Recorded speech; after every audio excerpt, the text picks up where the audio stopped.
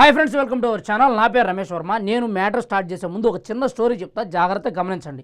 గతంలో శ్రీనివాస్ అనే వ్యక్తి ఒక మైనర్ బాలికను అత్యాచారం చేసి చంపేశాడు అనమాట.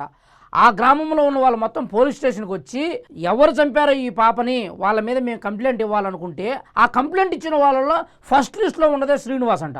అంటే నేను ఏ తప్పు చేయలేదు అని చెప్పి ఆ ప్రజల్లో ఆ సానుభూతి పొందడానికి, అంటే నలుగురితో పాటు నేను కూడా అనినట్టు, ఆ పాప చనిపోయిన పాప చెప్పలేదు కదా ఆయనే నన్ను అత్యాచారం చేసి చంపేసినాడనని. అలా ఉంది ఈ సోకాల్డ్ పేపర్కి సంబంధించిన మ్యాటర్. ఇంతకు విషయం ఏంటంటే అంతర్జాతీయ మాదక ద్రవ్యాల నిర్మూలన దినోత్సవం ఈరోజు. కాబట్టి అన్ని పేపర్లో వేశారు, అన్ని పేపర్లో ప్రకటన వచ్చింది, అందరూ సానుభూతులు తెలుపుతున్నారు. డ్రగ్స్ మాదక ద్రవ్యాలు ఆపేయండి, అవి వాడడం వల్ల మనుషులు చచ్చిపోతున్నారని చెప్పి చెప్తున్నారు.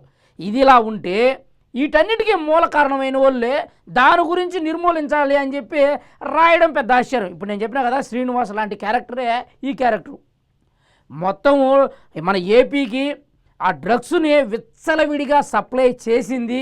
విచ్చలవిడిగా సప్లై చేసి కూడా ప్రజలకు పోలీసులకు వ్యతిరేకంగా ఎక్కడ పడితే అక్కడ తాగి దాడులు చేసి ఎంతోమందిని చంపేసి అత్యాచారాలు చేసి ఆ హత్యలు చేసిన వాళ్ళను ప్రొటెక్ట్ చేస్తూ ఉన్నది ఈ సోకాల్డ్ పేపర్.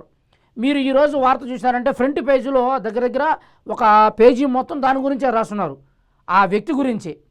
ఇది ఇలా ఉంటే ఈ పేపర్లో ఏం చెప్తున్నారంటే డ్రగ్స్ నిర్మూలన. మనం ఖచ్చితంగా దీని గురించి మాట్లాడాల్సిందే, ఖచ్చితంగా ఎట్టి పరిస్థితుల్లో. ఎందుకంటే శ్రీనివాస్ అనే వ్యక్తిని చెప్పినా కదా, దానికి సంబంధించిన పేపర్ లాంటిదే ఇది కూడా.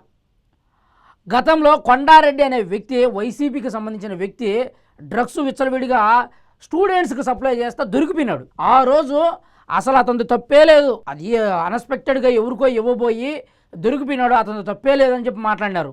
మొన్నటికి మొన్న ఆయన ఎవరో మహేష్, టీడీపీ పార్టీకి సంబంధించిన వ్యక్తి, ఆయన వాళ్ళ పర్సనల్గా ఎక్కడో రూమ్లో ఉండి వాళ్ళేదో మందు తాగుతున్నారో ఎట తాగుతున్నారో అది అవుట్ ఆఫ్ క్వశ్చన్. ప్రజల్లోకి వచ్చి సప్లై చేసిన వాడిని వదిలేసి వాళ్ళు ఎక్కడో 4 గోడల మధ్య వాళ్ళు తాగుతూ ఉంటే వాళ్ళని పట్టుకున్నారు. అంటే రెండూ తప్పే, కానీ విచ్చలవిడిగా రోడ్ల మీద తిరగడం తప్పు కదా. ఇంతకుముందు గతంలో గంజాయిని, అసలు కల్తీ మద్యాన్ని, ఇవన్నిటిని, స్పిరిట్ను కూడా, అంతకుముందు ముందు ఎక్కడ ఉంది, స్పిరిటే కదా తాగుతూ ఉండేది కరోనా టైంలో. దాన్ని ప్రోత్సహించింది ఎవరు? వైసీపీకి పార్టీకి సంబంధించిన వాళ్ళే అని చెప్పి పచ్చిగా చెప్పొచ్చు. దాన్ని ప్రొటెక్ట్ చేస్తూ ఉన్నది ఎవరు? ఈ సోకాల్డ్ పేపర్కి సంబంధించిన వాళ్ళు. వీళ్ళే మళ్ళీ ఇప్పుడు డ్రగ్స్ను నిర్మూలించాలి అని చెప్పి మాట్లాడుతున్నారు. ఇది ఇలా ఉంటే ఇది చూడండి విద్యాలయాల సమస్యలుగా నిలయంగా మారిపోయినాయంట. అసలు ఎంత దారుణం ఏది! స్టూడెంట్స్కి ట్యాబ్లు ఇచ్చి వాళ్ళు ఏయో వాడేతోటి, అంటే వాళ్ళకి పాపం లోకజ్ఞానం తెలిగిపోయినా కూడా వాళ్ళని బయట సైట్లు వాడుకునే రకంగా తయారు చేసింది ఎవరు? తల్లిదండ్రుల మాట వినకుండా వాళ్ళు తయారవడానికి కారణమైంది ఎవరు? ఈ వైసీపీ పార్టీకి సంబంధించిన నాయకుడే. అది అలా ఉంటే ఇంతకుముందు వర్షాలు పడతా ఉంటే 2019 నుండి 2024 మధ్యలో వర్షాలు పడతా ఉంటే ఆ వర్షాల్లో పాపము లోపలికి నీళ్లు పడతా ఉంటే ఆ లోపల అలా కూర్చొని చదువుకుంటా ఉండేవాళ్ళు. వీళ్ళు మర్చిపోయినారు, వర్షం పడతానే ఈడకి నీళ్ళు వచ్చేసినాయంట. అస్సలు ఈడ స్కూల్ ఉందా? ఒకసారి చూడండి. ఇది స్కూలుకి సంబంధించిన ప్రాంగణమేనా? అసలు దీన్ని ఎట్లా నమ్ముతారు ఇది స్కూలేనని?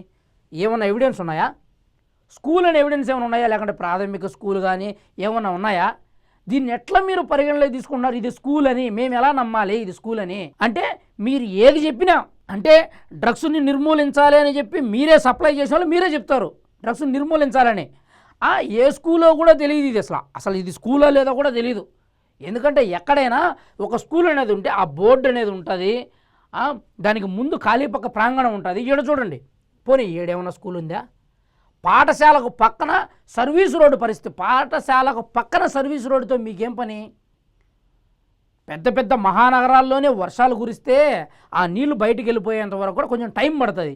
మనకు అలా లేదు. మనము అదేదంటే మొన్న ఇది ఒకటి జరిగింది, విశాఖ ఉక్కు అగ్ని ప్రమాదం. ఆడికిపోయి మీరు ఇలా చేయండి అని ప్రాక్టీస్ నేర్పిస్తున్నారు. సేమ్ అలాగనే ఉండదు ఇది కూడా, అలాగే ఉండదు. ఎందుకు ఇంత డ్రామాలు? ఏదైనా ఉంటే డైరెక్ట్గా ఫేస్ టు ఫేస్ మాట్లాడుకోవడమో, లేదంటే అసెంబ్లీకి వచ్చి మాట్లాడితేనే సరిపోతుంది కదా ప్రజల సమస్యల గురించి. ఇది అసలు సంబంధం లేని విషయం. అంటే ఏంటంటే అసలు ఇక్కడ ఇది స్కూల్ అని ఫస్ట్ ఆఫ్ ఆల్ నమ్మలేరు.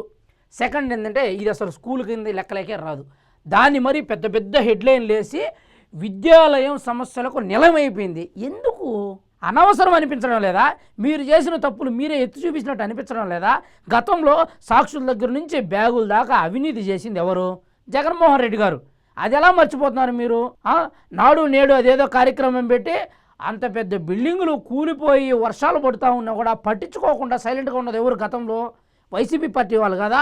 మర్చిపోయినారా ఇంత ఫాస్ట్గా? వాళ్ళు మళ్ళీ ప్రొటెక్ట్ చేస్తూ ఉన్నోళ్ళు ఈ సోకాళ్ళు పేపర్ వాళ్ళు కూడా మర్చిపోయి ఇలా తప్పుడు రాతలు రాస్తే ఇది ఏమాత్రం మీకు కరెక్ట్ అనిపిస్తుంది? సరే మీరు రాసినారు, కాదనడం లేదు, ముందు పక్క ఉన్నారు కదా.